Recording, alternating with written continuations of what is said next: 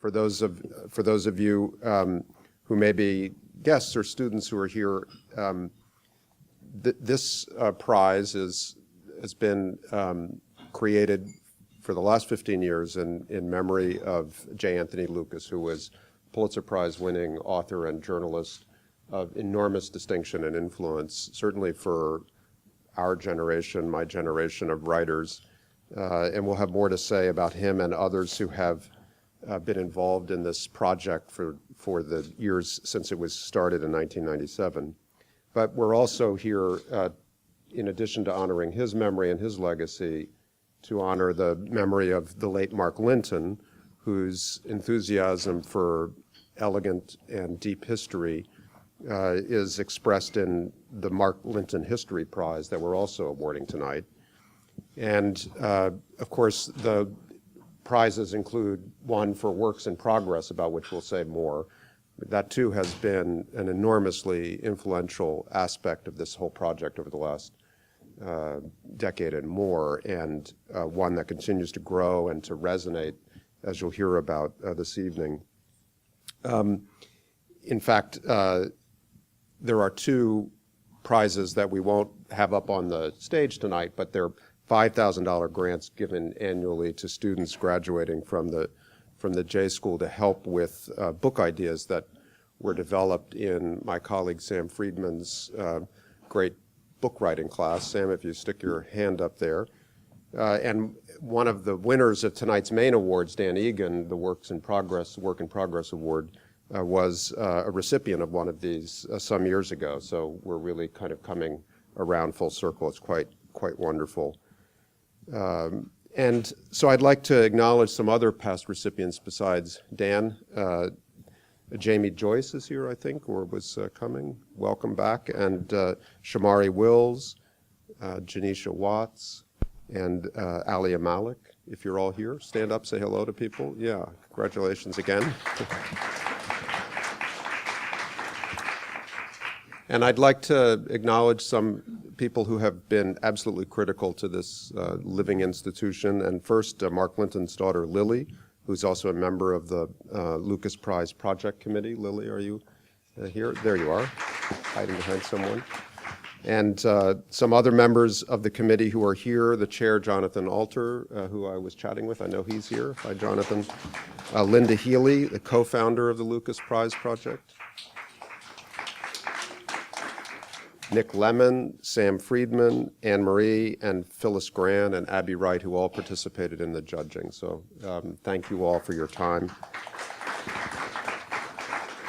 Judging book prizes, many of the people here know, it's time-consuming, but it's really an important endeavor because of the investment you make in people's careers as they're making various kinds of turns in their work, but also the signal that we send to others about what kind of work matters and why it matters. And so in addition to those I've mentioned, I'd like to thank the judges who are here tonight: Chris Beam, Mark Kurlansky, Gerald Howard, Bill Schinker, and Tim Weiner. Thank you very much for your time this year.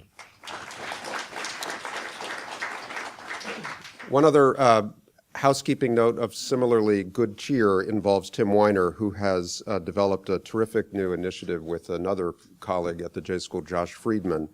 It's essentially a residency program for nonfiction journalists, not just writers, but also documentary filmmakers, located at the Carey Institute for Global Good. It's upstate, this beautiful estate and property that he and Josh and others have now launched as a nonfiction residency program for journalists and writers in all media. I think Tim can tell you how to apply. I'm sure half of you have thought about that just as I was describing this. One of the gestures that he's made to help launch this is to offer residencies to some of the winners of Sam Friedman's book writing prize and others. And I think you have two. And yeah, so it's off to a very collegial start from our perspective. So others will say more, but I just wanted to add my 2 cents about why we're here and the work that really defines this prize and distinguishes it from from other book prizes, certainly I think for many of us here at the J School, and that has to do with the life and work of Tony Lucas.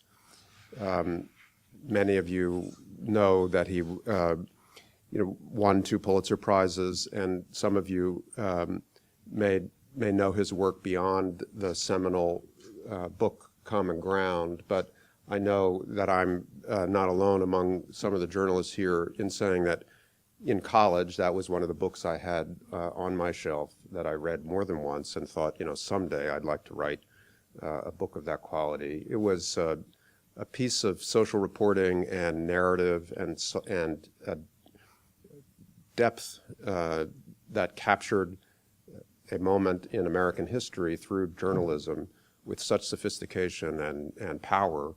And it really was part of, obviously, a broader movement of nonfiction writing that attempted to apply literary technique and deep immersive reporting about social problems to create new kinds of books. Really, they felt like new kinds of books, and Common Ground certainly felt like something altogether new in the way that its seriousness and its voice kind of took us through a moment in contemporary American experience that we all shared but were seeking clarity about. And it was the ability to use reporting and narrative to clarify something so important, I think, that made the book so powerful and why it resonates. And I think that spirit is so shared in journalists in this room and obviously on the committee, because the kinds of books that keep winning these prizes keep alive a sort of dialogue with his legacy through the work that is chosen and selected. It's not quite the same as all the other work that might be honored. I recognize certainly in this year's winners a real allegiance to Tony Lucas's achievements. So this project was designed to do exactly that, keep all of that alive, keep it alive in discourse among journalists, for students, for new writers and aspirants. And one of the ways that happened was because a year after his death, Tony's widow created these awards with the help of the legendary New York Times editor, Arthur Gelb, who we've also lost. He died last year. And so one of the things we wanted to do before we get to our winners was to remember him a little bit as part of what this project is about. And to do that, Jonathan, or were you going to introduce Jill and say a few words?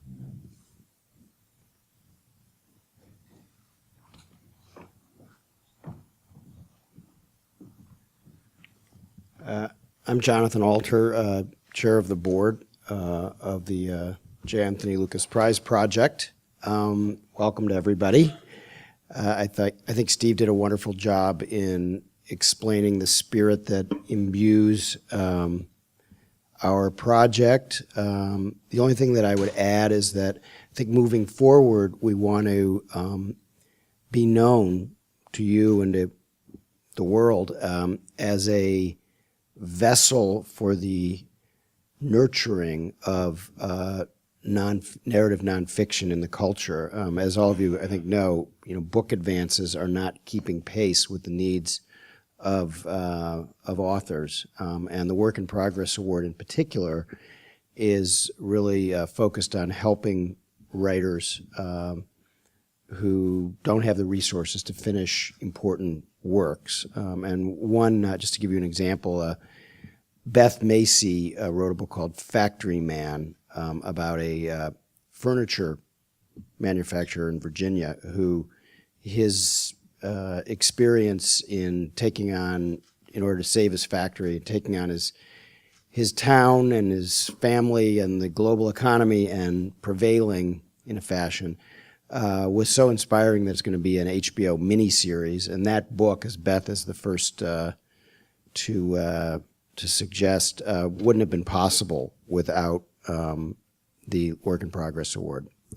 So just one example of the kind of thing that we've been doing in recent years and hope to do more of with your help. So with that, I want to introduce Jill Abramson. I think, as all of you know, she was executive editor of the New York Times.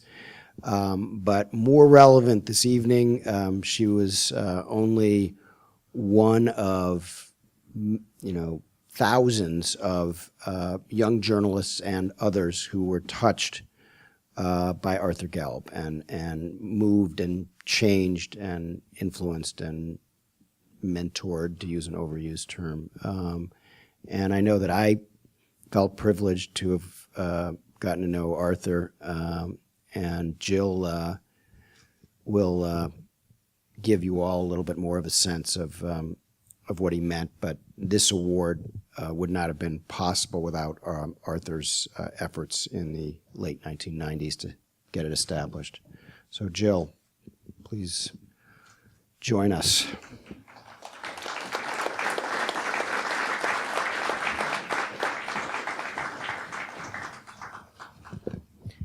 Arthur Gelb had a completely infectious love affair with journalism and great nonfiction narrative writing. He was a book author himself.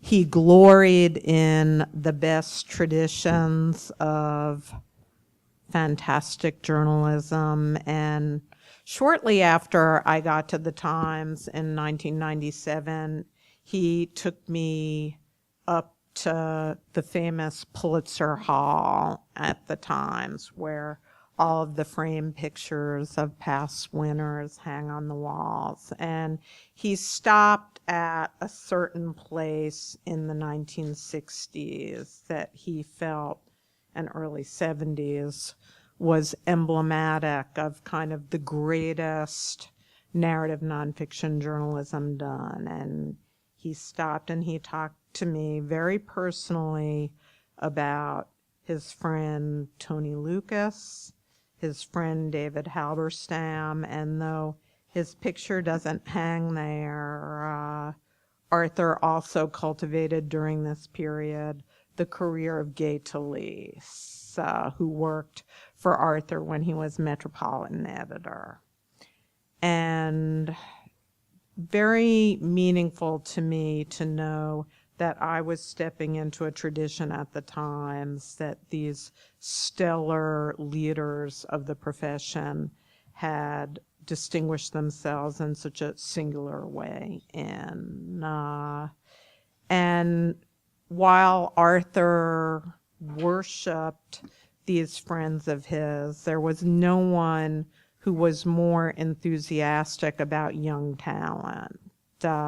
His favorite thing was in the summertime, he would take disadvantaged public school students to the theater in New York, and often he did it with Wendy Wasserstein. And occasionally I'd just be doing an errand in Times Square, and I'd see the two of them leading these basically mainly all Hispanic and all Black kids to go see some very dark, serious play. But then Arthur would come back to the Times and I'd run into him and he'd just go on and on about how transformative these theater experiences were for the kids. And I know he just was infectiously enthusiastic about writing, and he'd be so proud of all the winners of your prizes tonight. He'd be over the moon, as he would say.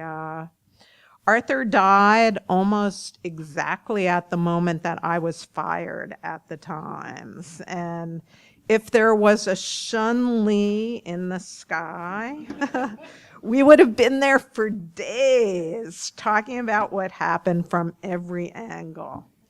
I was glad that he actually didn't know that this had happened, because he would have been very, very sad, because we were good friends and he would have really cared. And in preparing the remarks that I wanted to make tonight, I actually went over and spent an afternoon with Gay Talese, who was Arthur's best friend, to kind of, Gay gave a wonderful talk about Arthur at his official memorial on Broadway, but I wanted to hear more from him. And the thing that he said that really hit home with me was Arthur was such a personal editor. Gay described Arthur giving him an assignment when Arthur was Metro editor and Gay was one of his reporters. It would begin with Arthur saying, They are very excited about this story. They was the vaunted masthead of the Times. So that was to get Gay really revved up to go out and report. And then Gay would go out and report his stories. And he said when he'd come back into the newsroom, to the Metro desk, there would the very tall, lanky Arthur Gelb be looking with his hawk eyes, waiting for him to come back, saying a little bit over urgently, "How'd it go?" And then Gay would have to say, "Arthur, I think I have it. I think I have the story." And then Arthur would, of course, say once again, "Well, they are very excited about it." So Arthur, what Gay was describing was a bit of a nudge, but basically the kindest kind of advocate that you could have in a boss or an editor. And Gay meant personal in the true sense of the word. He talked to me about how Arthur would find the best psychiatrist for someone who was suffering through a horrible bout of inability to write. One night, I remember at about 11:30 at night, my phone rang and it was Arthur. And he was calling me because he was worried. He adored Maureen Dowd, knew we were very good friends, and he was worried that she was sad about something that had happened at the paper. And he called me to say, "You have to call her." That was the kind of personal editor that Arthur was. Nothing excited him more than when the Times was on to a really big story.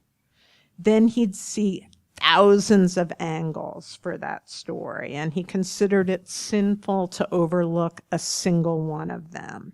He'd call me up on the phone. This is when I was managing editor, which was the job that he had last had in the newsroom, and he would just bellow, "Ride that story." Hear that still in my ears.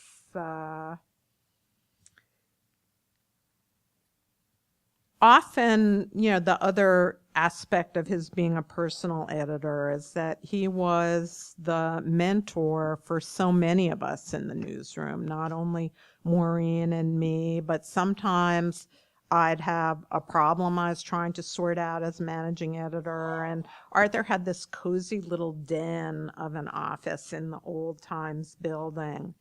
And, I'd go hoping to see him, and it was kind of like trying to get into an elite Manhattan doctor's office. Like there'd be kind of a line, and I might be in line behind someone like Frank Rich, who needed Arthur's kind counsel. In a charming eulogy at Arthur's memorial service, Maureen tried to imagine Arthur charging into the internet age. And surely he would have found all of the foment that's surrounding our business completely fascinating, whether it's the rise of BuzzFeed, Vice, the role Facebook is playing. He would see, "Ride that story," and all of that. But having, created the 6-section Times, he knew that feature news could be fascinating and also help support things like the foreign desks and other critical areas of the Times coverage. But sometimes I've wondered in the past year, what would Arthur make of branded advertising? And so many news organizations having advertising writing studios literally located just kind of steps from where the newsroom is. I have no idea what he'd think. He'd be thrilled at a lot of what we see. There are so many great stories being churned out by the Times, by other places that he'd love to read, and he'd get a huge kick out of all of that. And I just wanted to end by saying, I'm going to quote from Arthur's great memoir about his time at the Times called City Room. And it ends with Arthur's response to a letter that he received from a younger colleague when he was stepping down as managing editor. So answering that letter, he wrote, "When I became a reporter, I realized that what I and my friends on the paper had in common was a genuine love, yes, love for the paper. We poured our hearts out for the paper. I guess you could call it insane devotion. Can you imagine what it was like for an editor to arrive at work each morning, to look up from his desk at a sea of the most talented reporters in the newspaper world? Those were the happiest days of my life. Thanks a lot. He was a lovely man.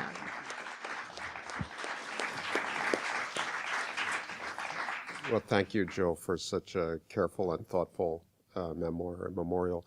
And now on to the main event and the celebration. And I'd just like to ask Marie Lipinski, our partner here at Columbia and a great editor at the Tribune in her own right, and of course now directs the Nieman Foundation, and she's going to do the next act. Thank you, Steve. And I also just want to echo Steve's gratitude for the judges who are here and those who are not here. Of course, for the work that went into this, but also for the wisdom. What an amazing group of winners tonight, but also every year. It's really an honor to be associated with this award, and not just because Tony was a beloved Nieman Fellow. So thank you all very much. Our first award is the J. Anthony Lukas Book Prize, presented to a book-length work of narrative nonfiction on a topic of American social or political concern. This year's winner is Jenny Nordberg, a foreign correspondent and columnist for the Swedish national newspaper Svenska Dagbladet, and a graduate of Columbia Journalism School. Her book is The Underground Girls of Kabul. The judge's citation reads, Jenny Nordberg broke the story of Bakaposh, or girls raised as boys, in Afghanistan. But The Underground Girls of Kabul is much more than a hard-won investigation populated with diverse characters and potent scenes. It's also a careful surrender of assumptions about gender and patriarchy and the Western lens on a troubled country, a book through which readers emerge both challenged and changed. Jenny?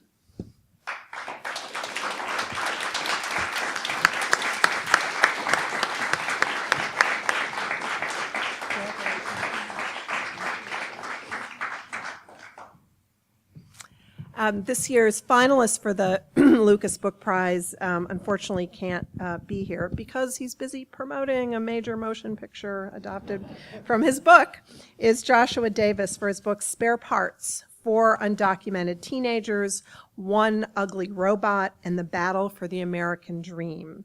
Davis is the co-founder of Epic Magazine and a contributing writer at Wired Magazine. The judges wrote in their citation that Davis's Spare Parts reads like a small, fun novel. The well-drawn characters are sympathetic, engaging, and interesting, but what makes this book moving and important is that it exposes the essential unfairness of U.S. immigration policy and how people struggling to become the very best Americans are relentlessly persecuted because they happen to have been born on the other side of a line. So we congratulate him in absentia.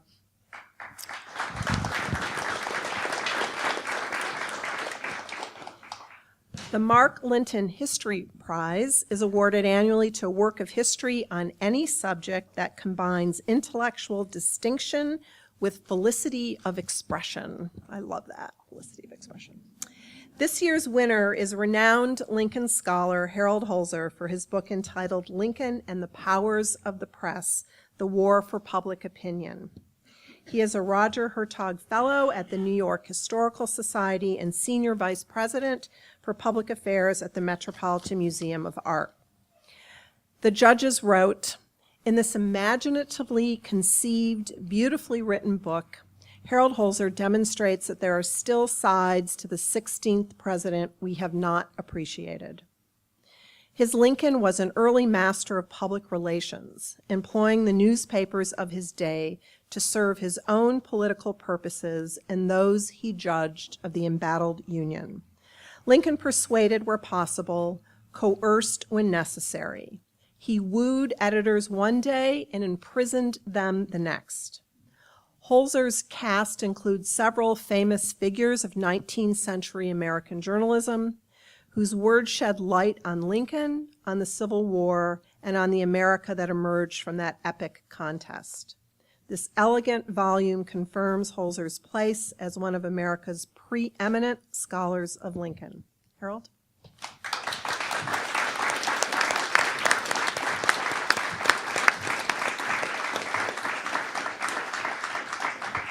Congratulations.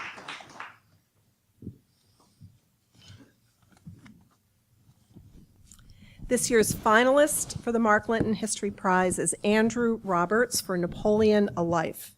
Roberts is a fellow of the Napoleonic Institute and of the Royal Society of Literature. The judge's citation reads, Andrew Roberts' rich biography is an outstanding addition to the literature on Napoleon. Exhaustively researched, insightfully constructed, compellingly written. Roberts, one of the most distinguished military historians of our time, employs a large body of recently published letters and materials from dozens of archives to recreate in convincing fashion the life of the man who gave his name to an era and left his mark on civilization since. Andrew is also not here tonight because he's very busy covering the general election in the UK, but we congratulate him as well.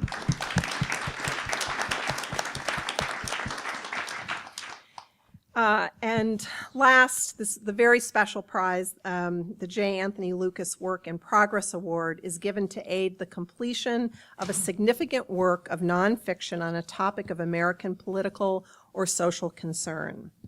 Dan Egan, a Pulitzer Prize finalist, a reporter for the Milwaukee Journal-Sentinel, as well as a 2012 graduate of Columbia Journalism School and a past recipient of the Linton Award for Book Writing, wins the $30,000 award for his work, Liquid Desert, Life and Death of the Great Lakes. The judges wrote, "We used to think that the major threat to the Great Lakes, the world's largest freshwater system, was man-made pollution, back in the day that the Cuyahoga River would catch on fire. The unsettling news that reporter Dan Eagan brings in Liquid Desert, his eye-opening report on the state of those iconic bodies of water, is that the real contemporary threat is not U.S. Steel or Exxon or city sewage pipes. Instead, it is from the unintended consequence of a policy decision that changed the nature of American trading patterns, the opening of the St. Lawrence Seaway in 1959. In the half-century since, freighters from Asia and elsewhere transported not only cars and computers, but invasive species that have changed the nature of the Great Lakes and threatened their existence.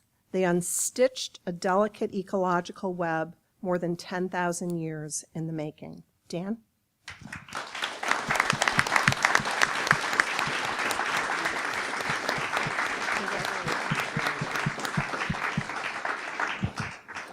And the finalist for the Work in Progress Award is Heather Ann Thompson, a professor of history at Temple University, for her work entitled Blood in the Water, the Attica Prison Uprising of 1971 and Its Legacy.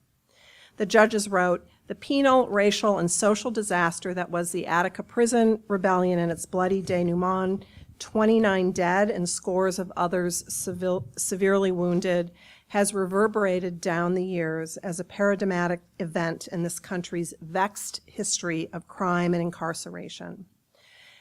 Heather's tough-minded, compassionate, and exhaustively researched account will finally give us, more than 4 decades on, the definitive story. Heather?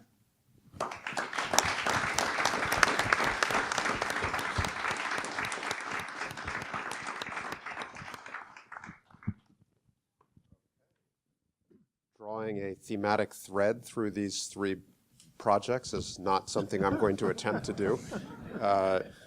But they're each really quite full of life and energy and discovery. So I thought, and we'll turn it over to you and your questions very quickly, but I thought just to begin with, I wanted each of you to essentially introduce your work briefly through an answer to a question that I hope will be fairly broad. But Jenny, of course, not everyone may immediately recognize what this subject really is. The Bachapash are a discovery, an effect of this journey you went on, at least in English, for audiences in the West. So maybe you could just explain how you entered into this journey, and then why you were, at least initially, attracted enough to it to follow it all the way to the form of a book narrative. Yes, thank you. I came to Afghanistan for the first time in 2009.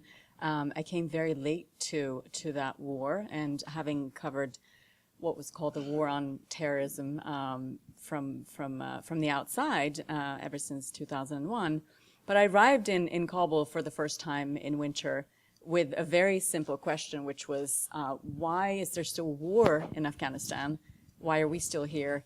And this thing of helping and liberating Afghanistan's women, which we had been told several times as also a reason for keeping troops there, how is that going?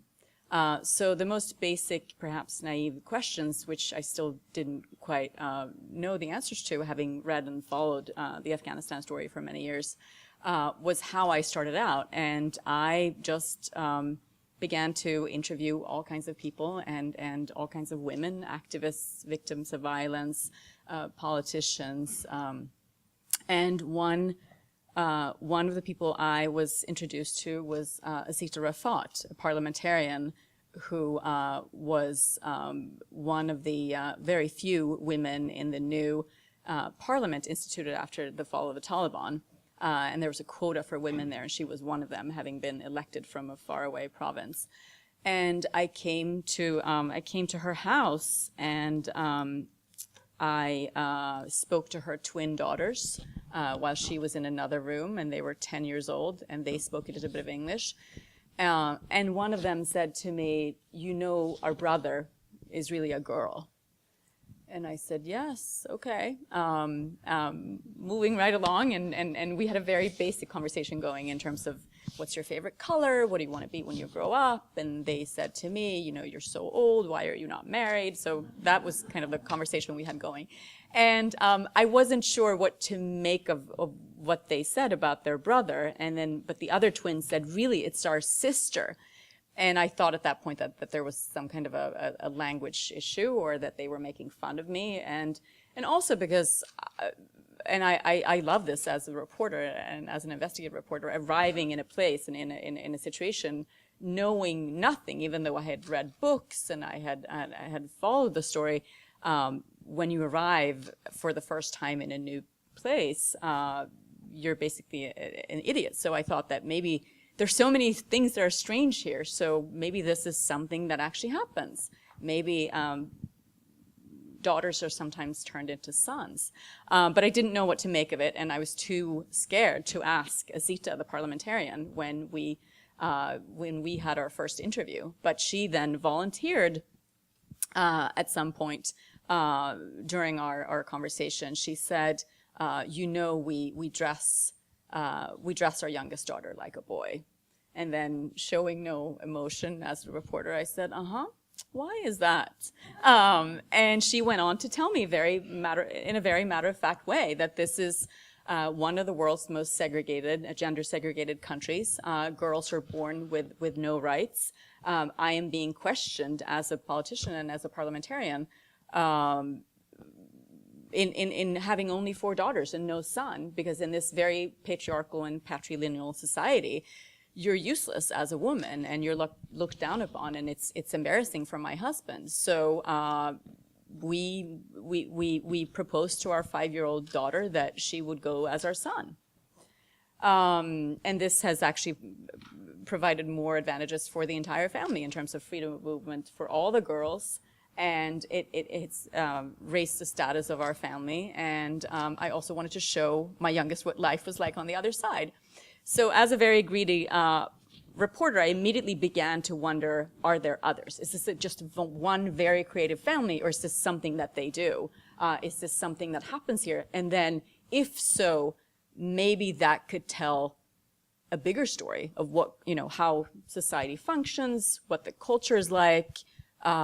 This thing that I wanted to get at initially, why is it that women seem to be basically in the same position now as 10 years later, a decade into this, as they were right after the fall of the Taliban? So I then began to see if I could find others and if I could tell the bigger story. So let me just jump in and explain to those who haven't yet read the book, and many of you will, that what unfolds between hardcovers is a multi-character narrative that answers the question that Jenny just set up, but also a reporter's journey in the face of opposition and uncertainty as you're going along as to what this story really is. And that's part of the charm and the layeredness of this book.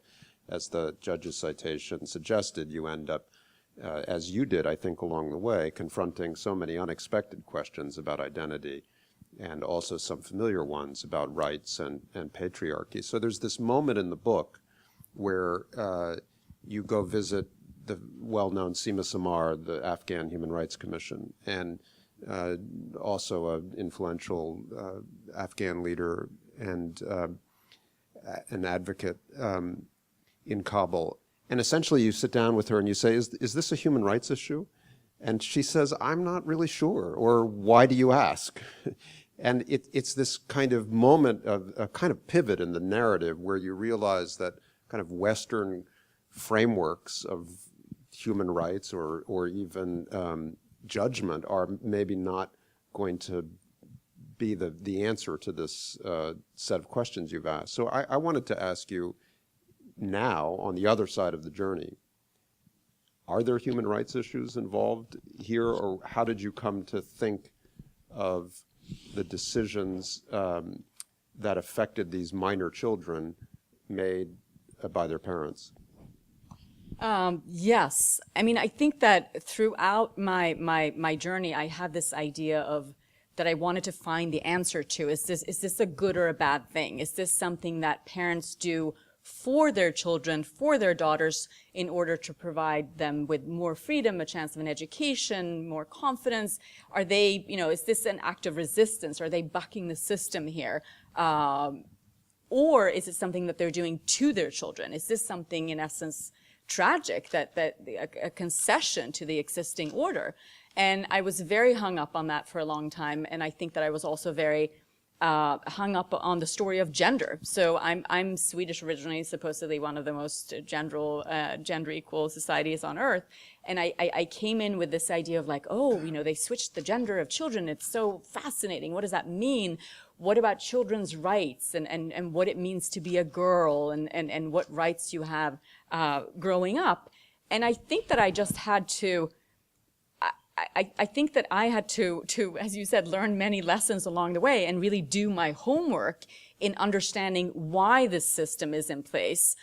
What does it mean when you operate and you grow up and you exist in a country that essentially has no rule of law, no existing or very little existing infrastructure, extreme poverty, decades of war, and a very weak government, a very weak central government. What remains is the structure of the family and old traditions and rituals and structures that have been in place for a long time. So coming in thinking that it was about children's rights or fundamentalists or that men were oppressors and women were victims, I had to revise all that. And I think that what I came up with in the end is that this phenomenon or this practice of bacha-push is just a very practical consequence of a dysfunctional society. It's about oppression. It is both tragic and it contains an element of resistance at the same time. But there's no clear answer to, is this a gift or is this something that is done to damage a child? Well, it can be both, and it can be both in the same person. A woman can express how this gave her more confidence, knowing that she was equal to a man and she didn't have to be afraid and think that she was of a weaker sex anymore. But at the same time, the transition when she eventually had to become a woman and take on a traditional woman's role in Afghanistan was so hard that she wished she never would have experienced it.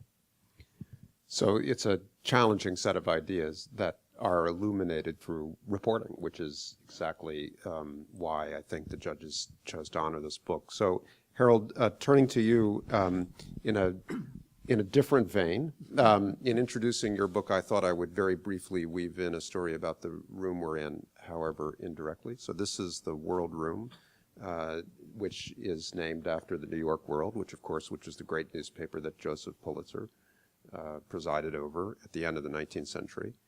And and by the way, it's a lot nicer than when you were here 2 years ago, thanks to Nick and Joseph Pulitzer's grandson, Michael, who helped to refurbish it while we were up at Nieman last year. But the reason we're here and the connection we have to Joseph Pulitzer is that he came to the United States because of an advertisement placed in a Hungarian newspaper seeking mercenaries to substitute for draftees in wealthy communities in the Hudson Valley. And he came during the Civil War, and he came across, and he entered into the cavalry, a German-speaking cavalry unit, rode up and down the Shenandoah Valley during the war, never saw a shot fired, was discharged honorably, went to St. Louis, got into politics, newspaper business, came to New York, built the New York World, created the Pulitzer Prizes, and now we're in his room. But there's this amazing moment, there's this, among the many scenes, and in this very energetic, very well-realized narrative, so many great characters and moments, is a scene crafted in the New York draft riots when the Lincoln administration announces, in addition to the draft, the $300 opt-out. And there's this amazing scene in the book where Horace Greeley and the Tribune are trying to decide whether to arm and defend themselves. And eventually they're required, I guess under martial law, to do so. And they managed to save their newspaper and not others. But it's a scene like about 20 others that I could describe from memory, written with such confidence and energy and verve, obviously from heart and experience. But recognizing that this belongs to a much larger body of work of your own, and seeing this love of journalism and the energy on the page, it does bring me back to a basic question. Why were you drawn to this version of Lincoln's life and times as you got started on this? I was wondering where you were going with the question. You got here.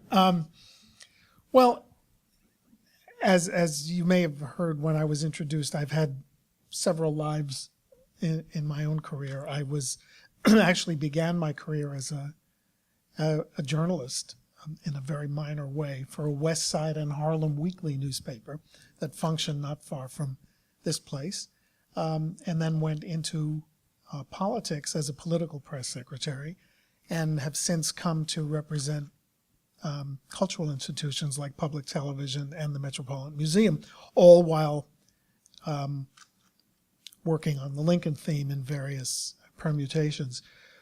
This always was a natural pull for me, the idea of combining all of those interests and life experiences and historical research into what I hoped would be a worthy subject, and that I quickly discovered from original newspapers of the day and reminiscences by editors was indeed a window onto an absolutely different political culture that has probably blessedly vanished from the scene, although in its day it stimulated, albeit among white men only, 80% voter turnouts in presidential elections, as opposed to our celebrating 51% in 2012 and feeling very proud that 51% had voted. This was 80%. And the culture, the political culture, was created by this combination of journalism and politics. They functioned as cogs in the same machine. To be sure, a profit motive involved. Journalists were enriched by politicians. Politicians were enriched, let's say small e, by turnout generation and support by politicians. I'm not sure that 19th century journalists would have been particularly scandalized by Dean Skelos and his son, since there were lots of father and son combinations in politics and journalism in the 19th century. But you mentioned The World. The World is a great case in point, pre-Pulitzer, of course. The World and all newspapers begin as politically affiliated newspapers in the 19th century, with almost no exception. So The World is one of several Republican newspapers that exist in New York at the beginning of the Civil War. They're the only major newspaper that actually undergoes a complete sea change in orientation for a very simple reason. Its backers decided they couldn't afford to run the New York World anymore. So August Belmont, a leading Democrat, stepped in, bought the New York World, and its editor was miraculously converted from being an evangelical Republican to being an evangelical Democrat, attacking the Lincoln administration.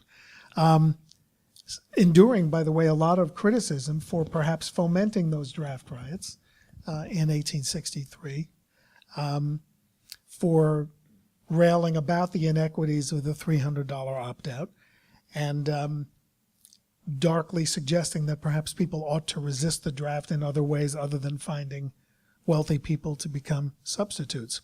A year later, Manton Marble, the editor of the New York World, is working at his printing presses late one night when a messenger appears carrying a presidential proclamation at an ungodly late hour, 2 or 3 in the morning. He opens it up, and it simply is a proclamation saying that all previous drafts and enlistments having fallen a bit short, we're going to try to get 400,000 new men for the Army. This is 1864. And whether by draft or by enlistment, we must meet these quotas. Grant is not doing too well in Virginia, and this is our last important enlistment effort. Well, all the papers that received that notice that night, or most of them, thought there was something suspicious about the paper, the messenger, the hour, and decided not to print it until an effort could be made to double check.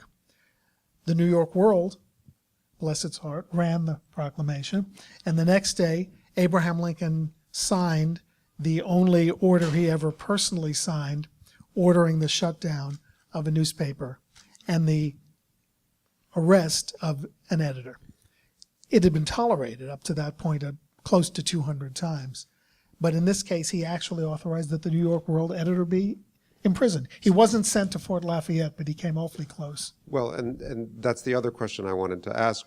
There's quite a lot for a journalist to enjoy about this narrative, because there's quite a lot of journalism in it, and reporters and correspondents fighting with Sherman and many other great stories. But this is also a book about presidential power, and especially presidential strategy in the face of this highly partisan and important press. And it's a very subtle portfolio of strategies that Lincoln uses to manage this problem of his presidency. But if I understood it right, and I might not have, it seemed as if there were points where you were saying, and he also started to speak over the heads of the press as a strategy, and in some ways, between the powers that accrued during war and his own vision about how to do that, he set a model that is now all too familiar to us. Did I interpret that correctly? But in what way did Lincoln try to overcome and speak over the heads of all these editors he was otherwise managing, arresting, or attempting to Or buying co-opt, off. buying right. off? Yeah. And giving jobs to. It was newspaper men were the beneficiaries of lots of patronage favors and jobs and printing contracts during the Civil War. Lincoln is known as a great orator, of course, but he actually spoke in public on very few occasions after his first inaugural. Gettysburg was a rare exception to the custom of presidential silence. They consider themselves sort of once removed from the popular vote. Lincoln devised this strategy. Yes, he still wanted editorials to be supportive. He still wanted military correspondents not to give away positions of troops during the war. or discuss the impact of war on civilians in a negative way. But what he did is he began devising what we call public letters. I'm not the first person to use that term, but he would receive a letter from an editor, usually. Horace Greeley, for example, on the subject of emancipation, and would compose a letter that spoke to a broader audience than its original signatory. And in the case of his reply to Greeley's editorial saying, why the heck haven't you issued an emancipation order already? You're not making use of potential 100,000 African-American soldiers. Lincoln wrote a letter explaining where he thought he was restricted and where he had opportunities on emancipation. And then to make sure that Greeley didn't get an overblown sense of his own importance, he leaked it to a Washington newspaper first and made sure it appeared on a Saturday, I think, knowing that Horace Greeley did not publish a Sunday edition in the New York Tribune, so Greeley would be completely out of luck. He would have 2 days in which he couldn't even get the benefit of his own reply. So with a series of public letters on black enlistment, on emancipation, on black voting rights, Lincoln created this forum in which the president's latest letter would be on the front pages of newspapers around the country. To be sure, they were still buffeted by Democratic criticism, and they were cheered by Republican supporters, but it was a new paradigm. And in the absence of opportunities for oratory, Facebook, Twitter, all of the above, this was the way Lincoln went directly to the people. That's great. Thank you. So, Dan, congratulations to you as well, and you do us proud, as Jenny does as well, as a graduate of the J School. But I remember reading your work about the Great Lakes, at least partly about the Great Lakes, when I was a finalist for the Pulitzer a couple of years ago. And as Anne-Marie noted in the introduction, the narrative of environmental risk and damage that you've been working on really for years involves invasive species, an unconventional form of pollution. It creates all these biological and public policy mysteries and problems of a different character from pollution. I was a little bit struck by the judge's citation because and the proposed title of your book, it does make it seem like all is lost for the Great Lakes. But so tell us where we are in this fight and whether it is within our collective means to keep the lakes, to restore the lakes to life if they're on their way to dying. Sure. First of all, this room is filled with people that I want to thank, and I thank you all, and not the least of which the family and the judges and my professors. You guys know who you are. It sounds like you might have been at our lunch this morning. My editor, Matt, we were talking about this question about the title today and whether it's relevant, whether to use it, and it's going to be a discussion that's going to be ongoing. The word liquid desert comes from the last commercial fisherman from Milwaukee, from the southern part of Lake Michigan, the last of what used to be an industry that supported thousands of people, pulling out in 2011. And he pulled out because the fish were gone. When he was out there, he said he sees nothing but a liquid desert. It's a bit of an oversimplification to say that there's nothing but sand and water out there and no life in it. There's plenty of life in it. It's just not life that was originally naturally evolved to live there, and it's come with a lot of consequences. The big biological pollution that I'll be addressing in this book is invasive mussels that have basically literally sucked the life out of the water. There are fish out there, but not to the extent that there were even 20 years ago. And this energy has become essentially, this energy tied up in these mussel shells, a biological dead end. It's where the plankton goes to die and rot, and very little can survive above it. It's all lost. No, it's not. It's the biggest problem facing the lakes right now is that it's kind of a revolving door of these cast of characters that are coming and interacting with each other in ways that nobody can predict. It's like a chessboard trying to guess 7 moves down the road, and you can't. You just cannot figure out how things are going to interrelate. Who brought the mussels in? The mussels came aboard an ocean-going freighter sailing up the St. Lawrence Seaway, likely in 1981. Well, they were discovered in 86. They came from the Caspian and Black Sea basins, and the ship was probably taking grain out of the lakes. I don't know what it was bringing in besides these mussels. So it was a KGB conspiracy. It could have been, yeah. Just going back to the idea of, is it lost? Why even care? What's happened on one of the Great Lakes, Lake Huron, in the last 5 years is absolutely fascinating and reason for optimism.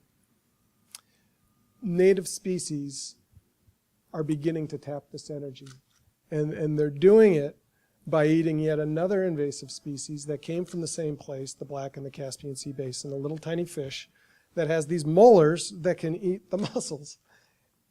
Native fish can eat these invasive fish.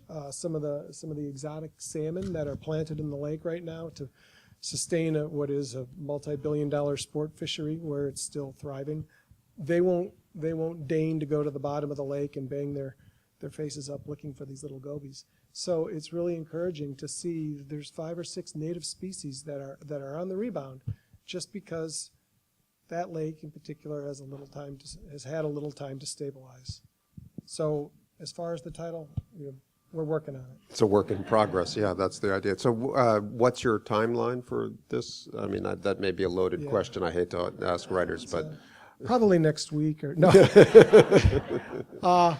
I have a deadline. It's in writing. It's November 1st, and I am shooting for it. excellent. That is the okay. Yes. So we've got 15 minutes or so. The bar is still open. The microphone is in the audience, and whatever's piqued your curiosity from each of these presentations, feel free to join in and ask a question or make a comment. Maybe just put your hand up, and I'm not sure who's carrying the microphone. Oh, yes, thank you. So on. I'll hand this to you, Lily, just as a little-known trivia fact that Linda can confirm. When Tony died, his next book was going to be on the New York City draft riots. Oh, Isn't wow. that right, Linda? Wow.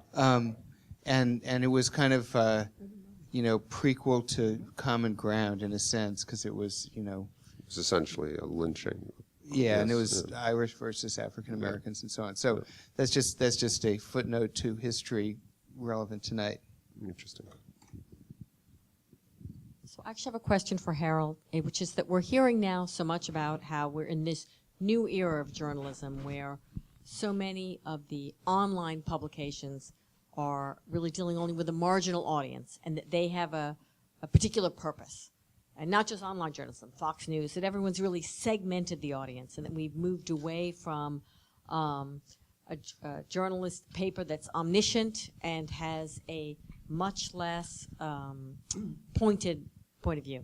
But listening to you 100 years ago, we were right where we are today. And I guess I'm asking about that transition. Yeah, it's more like 150, but definitely the Henry Raymond New York Times. Raymond founded the Times in the 1850s and made it very much a Republican organization paper. It's not the Adolph Ox newspaper, which in the 90s became the good gray lady that told the truth and whose editorial pages were the ones you consulted for opinion. But the segmentation worked in a bizarre way because it also came with huge technological innovations, as today's segmentation is bringing with it. The lightning printing presses, extra editions, the whole idea of newsboys hawking papers, which sounds archaic, was in fact a new way of getting newspapers out instead of just mailing them around to the country. The fact that there were political divisions created interest in at least 2 newspapers in every small town and village. But the segmentation worked. In 1864, Belmont was publisher of the World and chairman of the Democratic National Committee. Raymond was publisher of the New York Times, chief editorial writer of his own paper, chairman of the Republican National Committee, candidate for Congress in Manhattan, successful Republican candidate, the worst movie ever made because it killed him to be there in the Johnson impeachment. And finally, last but not least, he wrote a 500-page Lincoln campaign biography, which is equivalent to being David Axelrod, too. He was writing the campaign literature. So totally different, but again, I think that the thing that's the common thread is technological innovation that brings just a new wave of audience with it, even with segmentation. And I see hands up over on this side if you want to come. Oh, Tim, were you looking to speak? Or? I actually do have a question for Jenny Nordberg, whose book I had the honor to judge and who I have the honor to meet for the first time tonight. Both Dean Steve Coll and I have spent some time in Afghanistan, going back to the 20th century. And one of the things that thrilled me about your book is that I'm not sure how it comes out. And I have a question for you, which is, do you think it'll take an entire generation free of war before there are human rights and equal rights in a lawless state that's been essentially in a state of war since 1979? Yes, or several. I think that it goes back to the question of human rights. I mean, I think that we come in with this idea of helping, and that we have all the right ideas, and also that we can define what's right or wrong, or what gender equality is, and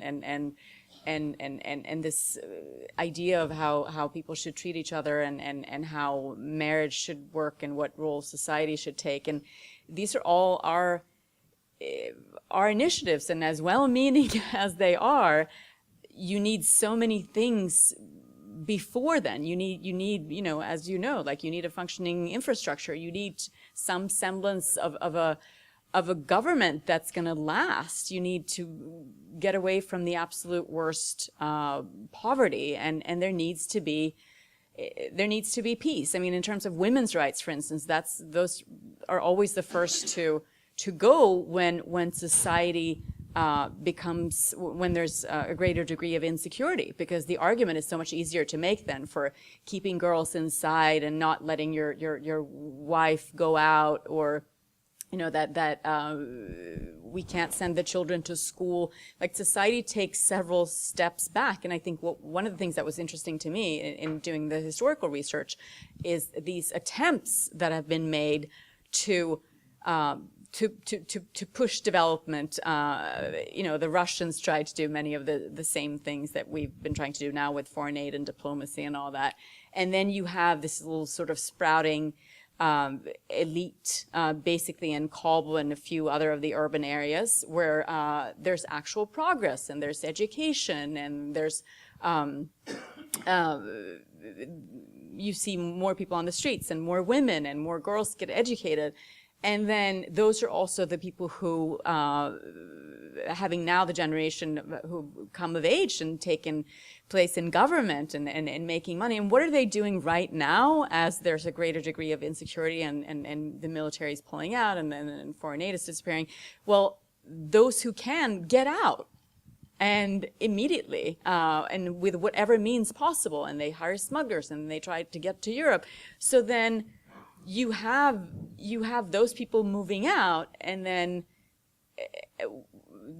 the ones who come in then from the more rural areas with harsher and older traditions, and it's like the whole this promise of progress and openness and maybe a more liberal view and actual respect for human rights. And for that to take root, you also need the people to stay, and you need you need fathers who are pushing for their daughters to get educated and who may have a more liberal view on their wives going to work and things like that, or women playing sports. All those things, you need to have a critical mass of people who can agree on that. Not just, change starts with one, but then you need many, many more in order for something to happen in society as a whole. And I think that with when there's constant backlash and civil war and change of governments and all that, I mean, they come here, they're in Europe, and then you have to start over again and educating a new generation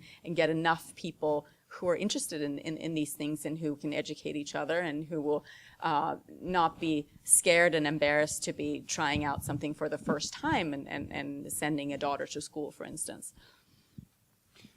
I was just reminded of this is a multi-character narrative, and of course, as you would expect, there's an epilogue tacked on to the back, and the circumstances of the women that you followed certainly don't give rise to a great deal of optimism about where this is headed. I mean, just to read a couple of lines, in a failed attempt to flee Afghanistan through Tajikistan, Shahid had all of her savings stolen by a smuggler, period. That's the entire epilogue about this character that we visited with. So there are some happier endings, but it's a very powerful way to portrait contemporary Afghanistan. So we'll take these two questions or comments, and then we'll thank everyone for being here, and the bar remains open, I remind you.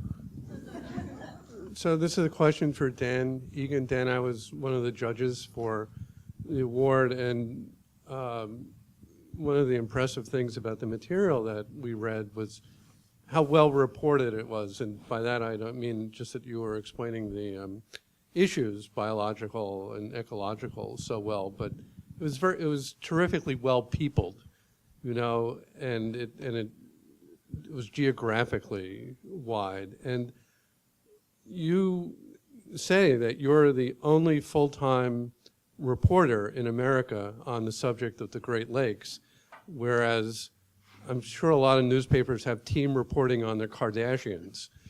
And I think you might want to, could you tell us a little bit about the support you received from your employer to report this story? Sure, it's been immense support. I came to the Milwaukee Journal Sentinel. I'm a Wisconsin native. I spent about a decade out west in Utah and Idaho and Wyoming. And when I came back, I was hired as a super general assignment feature writer, and I kept finding myself drawn to the lakes, probably because I have a love for them. And at some point, I suggested to my boss, looking at what the other coverage, how the other papers were covering it,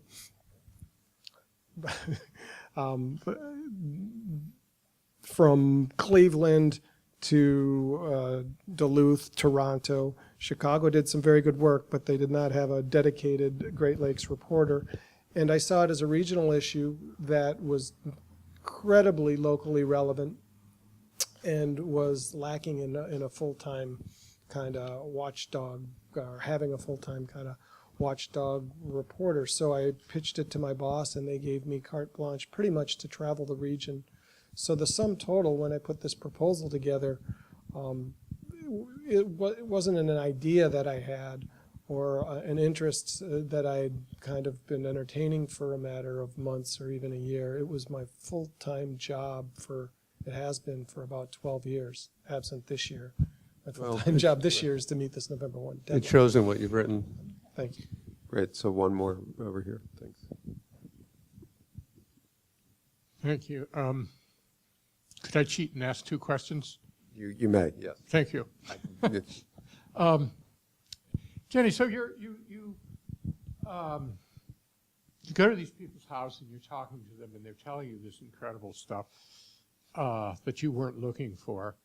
Why did they do this? And did you find that in general people were very open about this, or did you just happen to luck into the right people to start with, or why were they telling you this stuff? And the other question? Let's get them both on the table floor, Okay. and then we'll wrap up. About Great Lakes. Fire away. I'm just wondering so you have these invasive species, and what's happening is they're completely changing the natural order, but won't there be some kind of natural order that works eventually, some kind? All right, well, let's start with Dan and let Jenny have the last word, since she's the... Yeah, I think so. The problem is that we haven't reached this stability. It's slowed now, but there was a point where there was a new species being discovered in the Great Lakes every 8 months. Coming in or discovered? Being discovered, Yeah. exactly. There's a distinction because there is no comprehensive survey underway. It's kind of catch as catch can. Things just turn up in a fisherman's survey or a biologist survey or whatnot. But yeah, I mean, I think the way systems work, there will be a new balance.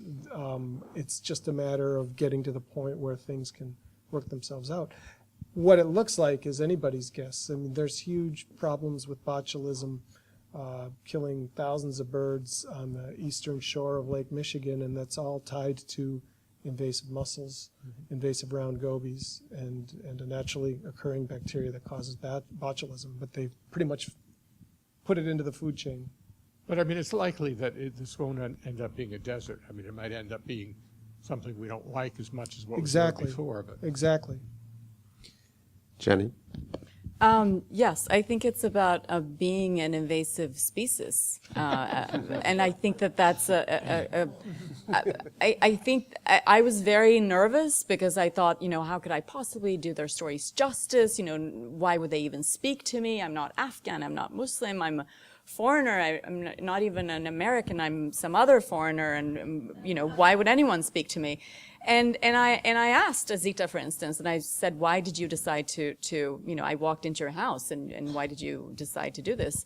And she said very simply, because you're not an Afghan.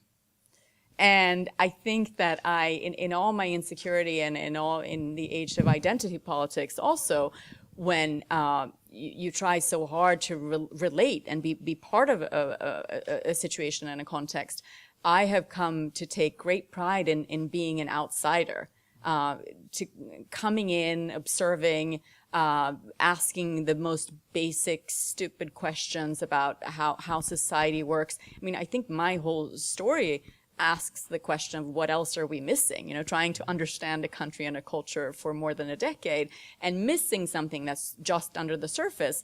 When we want to help people many times, how can we do that without having any idea of how it works? And I think that I think it goes with this classic thing of how it's easier sometimes to tell someone on the bus about something really difficult rather than to speak to your own family. And I think that there's a value to that. And I think that's journalism, the core of journalism, and being a foreign correspondent also, and coming in and treating people with great respect, but also asking questions that they don't maybe talk to each other about. That one of my best moments was when an Afghan women's activist read some of this, and I was so nervous, and I thought, how could I possibly say something about your culture? And she said, this is the truth of what we live with, but we never speak about it. We can't talk to each other about this. So only an outsider can come and poke at this. And I thought that was really good to hear, and it confirms the idea of being an outsider and being a reporter. So we've reached, thank you, Jenny. So we've reached the end of our time, and I just want to thank again the judges and the finalists and the faculty and others who have made the time to keep this prize and the project associated with it. It's called the J. Anthony Lukas Prize Project, and I think you can hear tonight some of the common aspirations and values that stitch it together and make it a living project in a way that I think most prizes that we're involved with have trouble sustaining. So this is a really wonderful community. It's made up of the people here and the work on the page and the ideas and the aspirations that lead the next set of finalists and students to it. And I'm just very grateful to all of you who give your time and effort to make this so. So thank you very much for being here, and let's celebrate our winners one last time.